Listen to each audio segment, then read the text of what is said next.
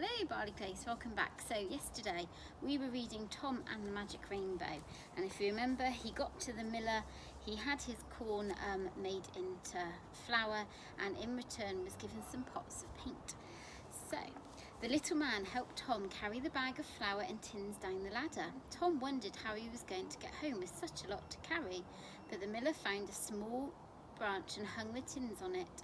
Tom found that with this over the shoulder and the sack of flour on the other, he managed quite well. "Goodbye, Tom," called the miller. "Come and see me again one day." As Tom walked away, he looked back over his shoulder, but the rainbow was gradually fading and the mill was quiet and dark.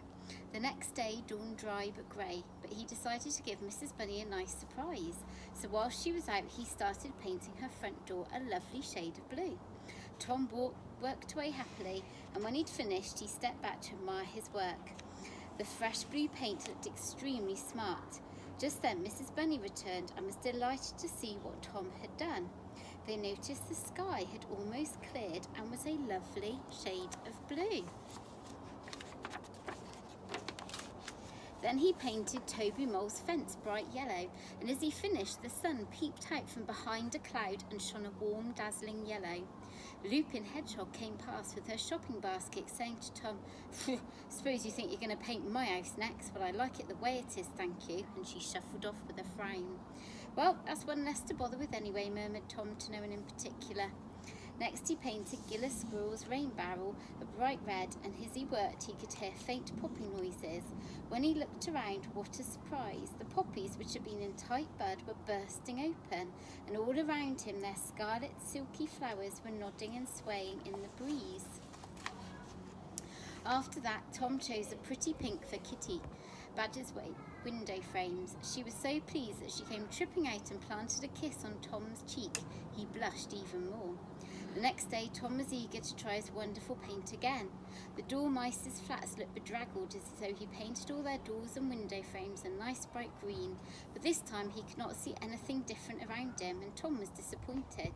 But as he passed the meadows on his way home, he suddenly noticed that the meadow was bright green with lush grass, and the cows were munching away very contentedly. Tom now only had orange and purple paint left, so he painted all his friends' garden tools and wheelbarrows with orange stripes and spots. Suddenly the sound of birdsong filled the air. Two orange-breasted robins were looking at each other to see who could sing the sweetest and loudest. Tom scratched his head in puzzlement. What could he do with the purple paint? Everyone had new paint by now. Then he had a good idea. The farmer's back door needed painting, so that night when all was quiet, he tiptoed up with his brush and paint and carefully painted the door. He could only reach halfway up. Never mind, he thought, it looks better than nothing. As dawn broke, Tom hid in the bushes, waiting to see the pleased expression on the farmer's face. But when the farmer opened the door and stuck to the paint, he didn't seem pleased at all. In fact, his face turned a peculiar shade of purple. Tom suddenly decided it was time to go. By now, most of the paint had been used up, but there was a little of each colour left.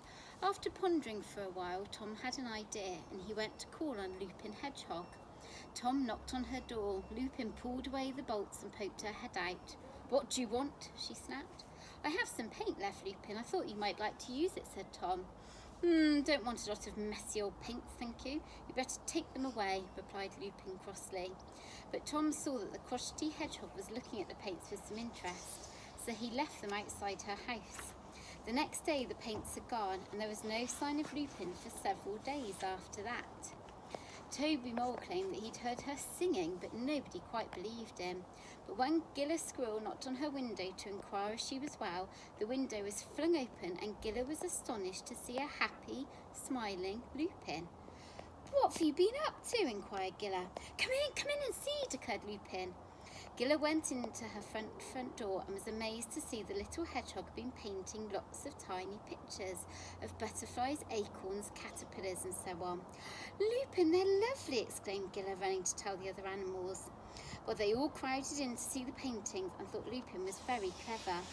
Lupin blushed quite modestly at all the praise, and suddenly she said, "It's all due to Tom Badger, but I've been so rude to him." Lupin bustled round finding her shoes and coats. I must see him now, she said, and she lined up the paintings and asked the animals which they thought was the best one. They eventually chose her painting of a butterfly with rainbow-coloured wings. Tom was most surprised when Lupin turned upon his doorstep and presented him with a lovely painting. For your new home, Tom, I hope you'll be very happy living with us, she said graciously. Why, thank you, Lupin. I'm sure I will. This seems a very nice place to live after all. So just by adding a little colour to people's lives, they've made them a very happy place. What can you do to add some colour to people's lives today? How can you be kind? Comment down below with all the kind things you've done today. And if you like us, make sure you subscribe to our channel. See you soon. Bye.